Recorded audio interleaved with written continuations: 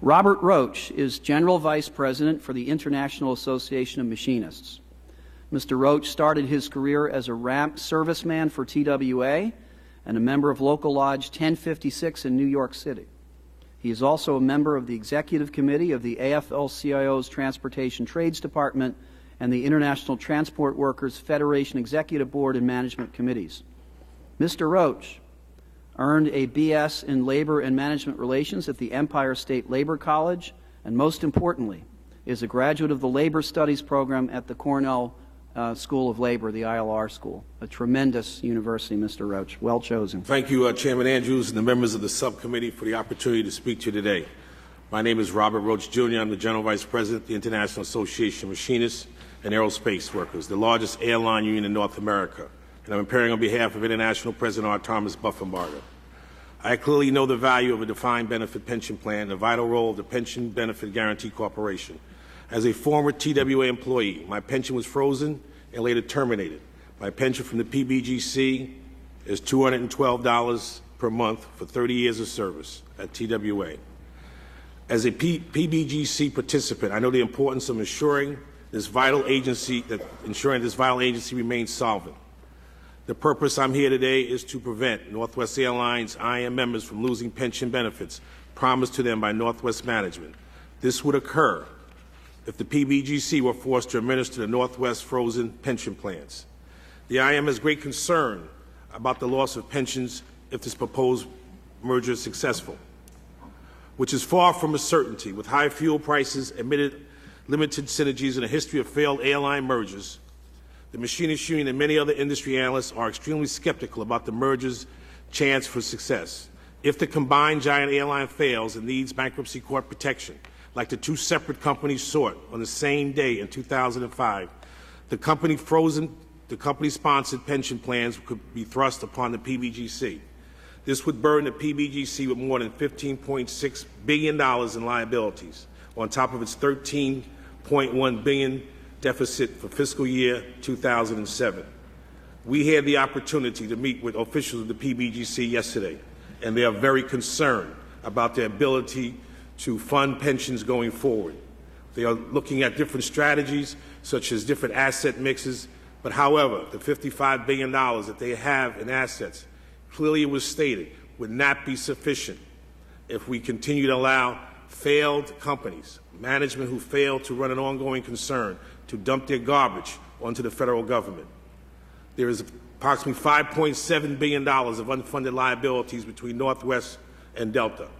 $3 billion of the pilots plan have already been terminated and are now currently being administered by the PBGC. As the chairman stated, Fannie Mae and Freddie Mac are undergoing severe financial concerns, and the federal government has had to step in. Unlike Fannie Mae and Freddie Mac, the PBGC has no funding source. It cannot go into the public market and sell stocks or sell bonds. If the PBGC can no longer meet its obligations, it will fall to the federal government, the taxpayers of the United States. If the federal government fails the act, there will be tens of thousands, if not millions of people who will lose their pensions, who will be thrust into the city streets, the cities and state streets as homeless people. The states and the cities will have to meet its obligations to take care of those people. This is a serious matter. Under bankruptcy protection, Northwest froze its pension plans, preventing employees from accruing any future benefits. The frozen Northwest plans currently are $2.9 billion underfunded.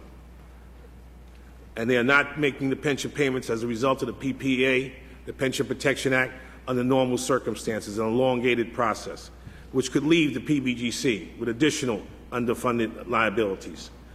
The Machinists Union, as a result of the bankruptcy, began an aggressive negotiating process to bring, going forward, the Northwest Machinists members into a national pension plan, which is 113% funded, $9 billion in assets.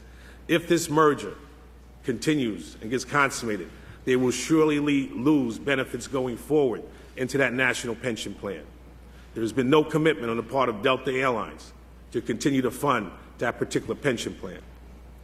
We were successful in keeping pensions going forward for United Airlines, U.S. Airways, as well as Northwest Airlines and the lower airlines. That's what we do. protect the pensions of our members. Under this concurrent merger proposal, benefits will be lost, health care costs would go up, and surely many thousands of employees would lose their jobs. 2,500 employees, it's been announced that Northwest Airlines will lose their jobs, 3,000 to 4,000 at Delta. It has already been announced that the Minnesota office and clerical people will surely lose their jobs. The reservation agents, it's been indicated by Richard Anderson that they will lose their jobs unless they move to Atlanta, unless every 3,000, 4,000 people pick up and move to Atlanta. Today on CNBC, the former chairman of Delta Airlines made it very clear to Richard Anderson that it's very important that he move this merger very quickly to eliminate the collective bargaining agreements. Mr. Anderson replied, "We will move very quickly to get into the Delta environment," which means they will fight us very hard as they fought the AFA in keeping union representation from the Delta Airlines employees. Delta CEO testified before the House Transportation Infrastructure Subcommittee that when the airline combines with Northwest, Delta will maintain existing pension plans of both companies. But again, we have had no contact with Delta Airlines management, and Northwest Airline management indicated very clearly to our representative they're not going to talk to us because they don't anticipate that we're going to be around after this merger. And they will have free will to do whatever it is that they think is necessary to line the pockets of top management. Okay, Mr. Roach, if we just ask you to quickly summarize. In sum, we believe that the PBGC is in jeopardy because of the potential merger. In the event this merger goes through, we believe more liabilities will come onto the airline. We believe that the Congress of the United States should act very aggressively to secure the underfunding payments that is owed to the PBGC and to the employees to make sure that this does not fall on the federal government.